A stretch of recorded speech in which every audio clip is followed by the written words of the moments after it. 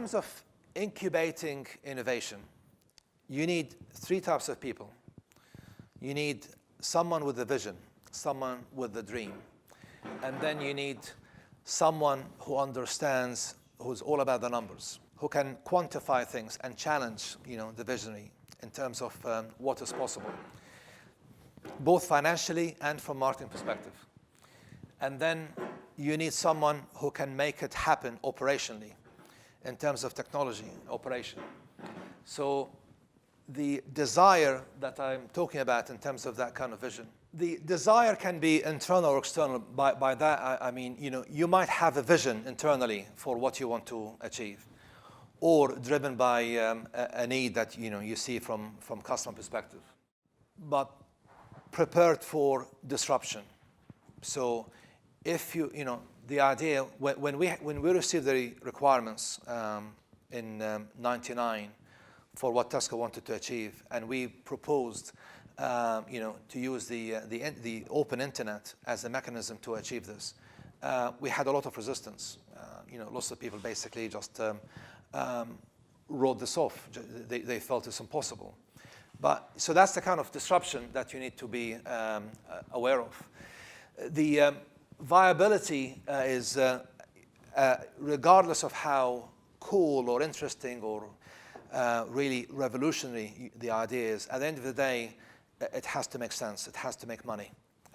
So, for example, e-business is business. Lots of people think e-business is something different or something new or something disconnected. Actually, it's just business. So it's about understanding who are your customers, what are your offerings, and how you are delivering it. And above all, what's your value proposition and differentiation. From an organization perspective, again, talking about leadership, consensus is good. Getting buy-in is good, but be prepared to act as a dictator. So, if you have a belief in something very strongly and others don't see it, and you can basically see that this is the way forward, sometimes it has to be done. So again, from personal experience, there were a number of initiatives that basically, we had a view in terms of what is possible and what is not possible, and this is where you have to act as a leader. If you believe in something strong enough and you're basically convinced this would work, then you need to act on it. In terms of culture, this is about confidence, having the confidence to take a challenge. People react differently to change. Sometimes you have a small reaction, sometimes you have massive reaction. People are scared of change because change means coming outside of your comfort zone, and people feel, those who have succeeded and they feel I'm successful where I'm at, I can't come out my comfort zone because I might fail. Leadership is important, but you need obviously the support. So the structure, the metrics, the process, the alignment, absolutely crucial to succeed. In terms of taking it from incubation to business, from experience, about 3 stages, create, repeat, reap. So creation, is about ruthless pragmatism. So to be, the examples I gave in terms of how we launched in 1996. Be prepared to acquire customers at any cost because you need a reference. You need someone to basically take this idea. So you need to understand there is a curve that talks about early adopters and how eventually people will basically go towards mainstream, and then you have the laggard. So when you talk to people, you need to make sure that you're not talking to the laggards, you're talking to the early adopters and understanding their motivations. Repeat, again, you might need to acquire more customers, so you need to make it attractive for them.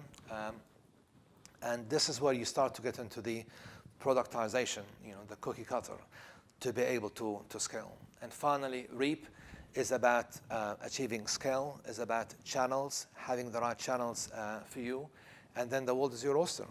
Sometimes you have this unbounded energy, that sometimes I see in China. People just basically go for it, and they just march and they throw a lot of effort. That's great, that's fantastic in terms of how much can be done. But sometimes some of the boring stuff in terms of the foundation, the structure, efficiency, quality, agility, these things also can be quite critical. O2O is about customer centricity. It's about customer-centric retailing. So this is about sharing customer information, sharing having mechanism to share pricing, to share promotions across these channels. Otherwise, it won't work. So you need to have that kind of consistency in terms of the brand values. So as I said, for all the channels to appear as one, you need to make sure that you have that kind of consistency, yet rich in offering. Customer centricity, and this is key. You cannot succeed without it. Finally, leveraging the investment is about O2O is just the beginning. Once you have the integration between digital and physical, there's nothing stopping you, having made the investment, to go much bigger and start to get into these business models I talked about. And there are plenty. So again, if you have the right foundation, then you can achieve a lot. Any retailer who achieved B2C, if they don't want to go to the next step of creating a marketplace, they're missing an opportunity, in my view. So frameworks, methodologies, systematic way of going about things. Mobile obviously is crucial. So the battle right now between Alibaba and Tencent is happening here on the payment.